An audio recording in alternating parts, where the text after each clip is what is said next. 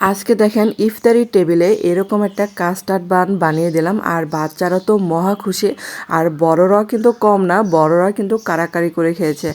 আর এটা বানাতে কিন্তু আমার কোনো ওভেন লাগে না, আমি কিন্তু সম্পূর্ণ চুলায় বানিয়েছি। আসসালামু আলাইকুম সবাইকে। এখানে দেখেন এই চায়ের কাপের মেপে আমি 3 কাপ ময়দা দিলাম, চাইলে কিন্তু আটাও ব্যবহার করতে পারেন, কোনো সমস্যা নেই। আর এখানে দিলাম এই চামচের 1 চামচ চিনি, তারপর হচ্ছে ইস্ট দিলাম, আর এই যে কিছুটা লবণ দিলাম।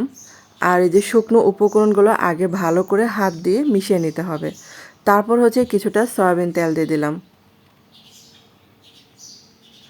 আর এই যে সয়াবিন তেল দিয়ে আবারও হাত দিয়ে ময়ান করে নিতে হবে।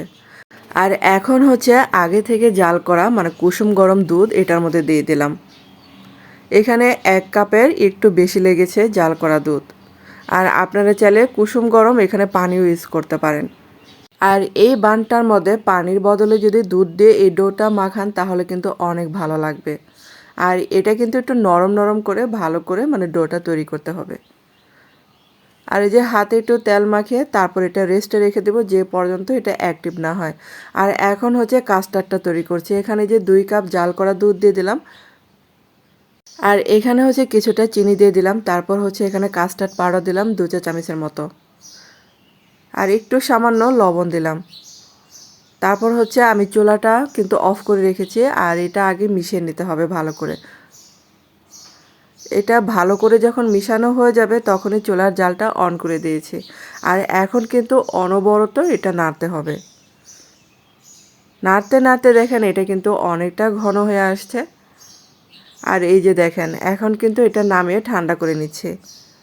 আর এদিক দিয়ে হচ্ছে ডোটা কিন্তু অ্যাক্টিভ হয়ে গেছে, আর এটাকে আরেকটু ভালো করে মথে নিচ্ছি।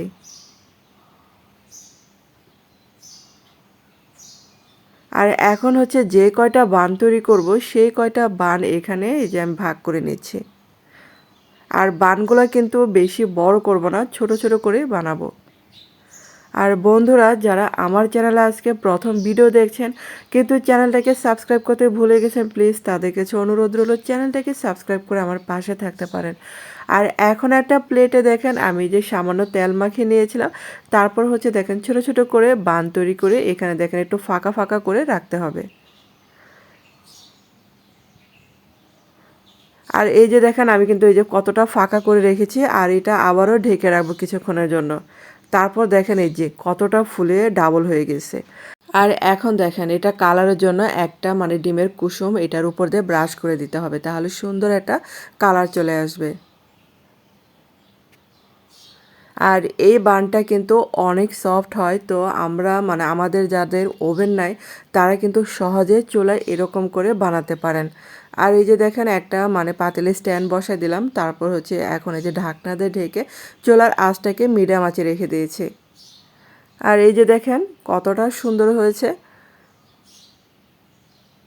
আর এখন দেখেন চাকু দিয়ে একটু সাইড দিয়ে কেটে নিলে কিন্তু সহজে উঠে যাবে প্লেট থেকে। আর এই বানটা এত মজার হয় তো কি বলবো, এটা কিন্তু আপনারা শুধুই খেতে পারবেন। আর দেখেন কতটা যে সফট হয়েছে, মনে হচ্ছে মুখে দিলে মিলে যাবে।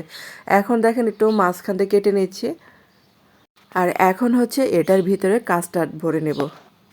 আর এই বানটা যেদিন আপনি বানিয়ে দিবেন বাচ্চারা যে কি খুশি হয়, কারণ হচ্ছে এই কাস্টার্ড বান বাচ্চারা কিন্তু অনেক পছন্দ করে, আর অনেক সফট একটা বান এটা। আর আমাদের বাসায় বাচ্চারা তো দাঁড়িয়েছিল কখন যে ভিডিও শেষ হবে, আর ততক্ষণ তারা হামলা করবে এটার উপরে, এত লোভনীয়।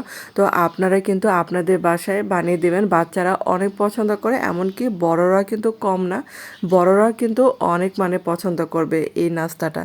তো এটা বানানো কিন্তু অনেক সহজ, আমাদের ঘরে তো আটা ময়দা থাকে। আর এরকম করে একটা বান বানিয়ে দিলে বাচ্চারা তো খুশি হবে, আর ইফতারেও খেয়েও কিন্তু অনেক মজা।